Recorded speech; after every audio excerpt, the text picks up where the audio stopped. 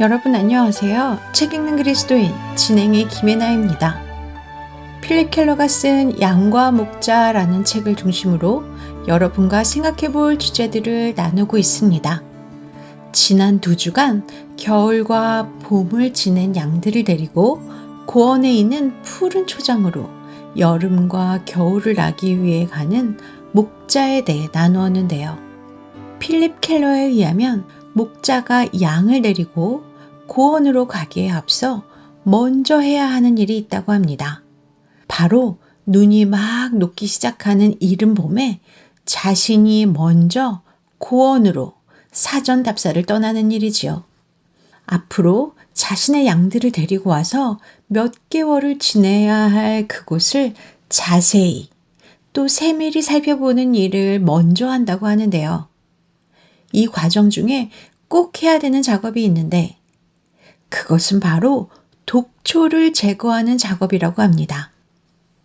왜냐하면 양들, 특별히 어린 양들은 독초를 잘 구분하지 못하고 풀인 줄 알고 먹었다가 몸이 굳어져 죽어가는 경우가 많기 때문이라고 합니다. 그렇기에 목자는 독초를 제거하는 이 작업을 반드시 해야 한다고 하네요. 그리고 지난 시간에도 언급했듯이 여름을 보낼 고원으로 가는 길에는 많은 위험이 도사리고 있습니다. 낙석의 위험, 골짜기로 갑작스럽게 흐르는 물의 위험, 맹수들의 위험, 그리고 이런 독초들의 위험까지. 그러나 이 모든 위험 속에서도 자신의 양들을 풍족히 먹이려는 목자의 모습, 이 모습을 다윗은 시편 23편 5절에서 이렇게 표현합니다. 주께서 내 원수의 목전에서 내게 상을 차려주시고 라고요.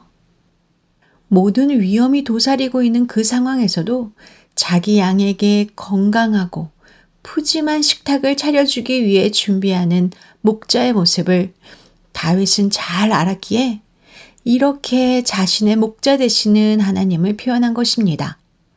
한국어는 동음, 이의어가 많습니다. 같은 소리를 내는 단어이지만 그 의미가 다른 단어들 말입니다. 예를 들어 하늘에서 내리는 눈과 우리로 볼 수 있게 해주는 눈이 있지요.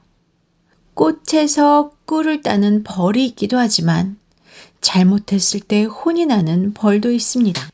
상도 마찬가지지요. 무언가 잘했을 때 주는 상도 있고 밥을 차려 먹는 상도 있습니다.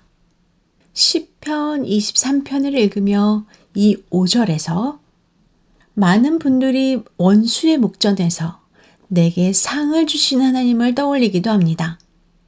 원수들이 부러운 눈으로 쳐다보는 장면과 함께 그 원수들 앞에서 한껏 어깨에 힘을 주고 목에는 메달을 수여하는 그런 장면 말입니다. 사실 저도 처음에는 그런 장면을 상상했었습니다. 그런데 주께서 주시는 상이 그런 메달이나 트로피를 주시는 상이 아니라 밥을 먹도록 차려주시는 밥상이라는 것을 알고는 한동안 웃음을 참지 못했던 기억이 납니다. 그러나 돌이켜 생각해보면 많은 위험이 도사리고 있는 곳에서도 그리고 원수가 나를 삼키려고 기회를 엿보고 있는 그때에도 나에게 먹을 것을 차려서 상을 베풀어 주시는 하나님이 계시다는 것이 얼마나 큰 위로가 되는지 모릅니다. 왜냐하면 우리가 그런 상황에서도 먹을 수 있게 해주신다는 것은 그만큼 우리에게 내가 너희를 지키는 목자이니 너희는 두려워하지 말고 많이 먹도록 해라 라고 하시는 하나님의 자신감을 느낄 수 있기 때문이지요. 생각해 보세요. 이런 위험한 상황 속에서도 양들에게 푸짐한 밥상을 베풀어 주시는 목자는 어떤 목자이겠습니까?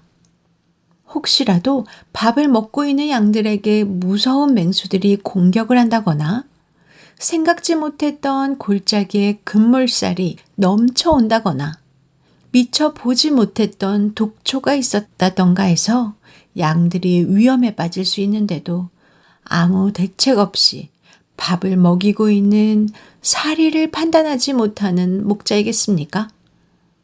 아니면 그런 위험이 닥친다 하더라도 그 위험으로부터 자신의 양떼를 충분히 지켜낼 자신이 있는 목자이겠습니까? 만일 자신의 양떼를 지켜낼 능력이 없는 목자가 위험의 노출 앞에서 자신의 양떼에게 밥을 차려준다면 그 목자는 무능한 목자이며 무책임한 목자일 것입니다.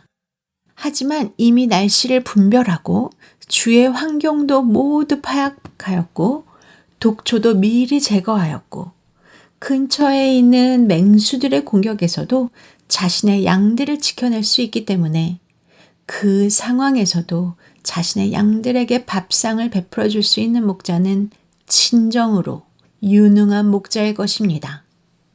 다윗이 고백한 목자이신 하나님은 바로 이런 하나님이십니다. 또한 그분이 바로 여러분과 저의 목자이신 하나님이십니다. 우리 안에 선한 일을 시작하신 그분은 예수 그리스도의 날까지 반드시 시작하신 그 일을 이루실 분이십니다. 그런 그분께서 우리를 하나님이 목적하신 그곳까지 인도하여 가실 때에는 우리를 향한 또 그 계획을 향한 자신감이 있으신 분이십니다. 그것은 무능하거나 무책임한 목자의 객기 어린 자신감이 아니라 모든 것의 주관자 되시고 주권자 되시는 그분의 능력에서 나오는 자신감입니다. 그런 분께서 우리를 이끌고 그분이 원하시는 곳으로 가실 때에 우리는 그 어느 것도 걱정하거나 두려워하거나 근심할 필요가 없습니다. 왜냐하면 그분께서는 그 모든 상황을 이미 아시고 계시며 그 상황 속에서도 우리를 충분히 건질 수 있는 자신이 있으신 분이기에 그렇습니다. 마음이 불안하거나 두려움이 있을 때에 우리는 우리 앞에 펼쳐진 밥상을 편안하게 먹을 수 없습니다. 마음이 불안할 때는 오히려 체하기까지 합니다. 오직 목자에 대한 온전한 신뢰가 있을 때에만 우리는 위험한 상황 속에서도 내 앞에 차려진 밥상을 편안하게 받아 먹을 수 있습니다. 오늘 여러분은 여러분 앞에 베풀어 주신 그 상을 편안하게 감사함으로 받으실 수 있으십니까? 목자 되시는 그분을 온전히 신뢰함으로 원수의 목전에서 차려주시는 그 상을 즐기실 수 있으신지요? 원수의 손에서 우리를 이미 건지신 선한 목자, 그분의 손이 여러분들을 붙들고 계십니다. 또한 그분께서 인도해 가십니다. 두려워하지 마시기 바랍니다. 낙심하시지 마시기 바랍니다. 여러분이 구원받은 자녀라면 그분은 여러분을 결코 잃지 않으십니다. 너희 생각에는 어떠하냐? 만일 어떤 사람이 양 100마리가 있는데 그 중에 하나가 길을 잃었으면 그 99마리를 산에 두고 가서 길 잃은 양을 찾지 않겠느냐? 진실로 너희에게 이르노니 만일 찾으면 길을 잃지 아니한 99마리보다 이것을 더 기뻐하리라. 이와 같이 이 작은 자 중에 하나라도 잃는 것은 하늘에 계신 너의 아버지의 뜻이 아니니라. 마태복음 18장 12절에서 14절에 예수님께서 해주신 말씀입니다. 이 말씀을 여러분의 마음판에 깊이 새기시며 그 모든 환난과 고난을 두려움 없이 견디어 나가시는 여러분이 되기를 소망하며 책 읽는 그리스도인 여기서 마칩니다. 다음 시간에 뵙겠습니다. 안녕히 계세요.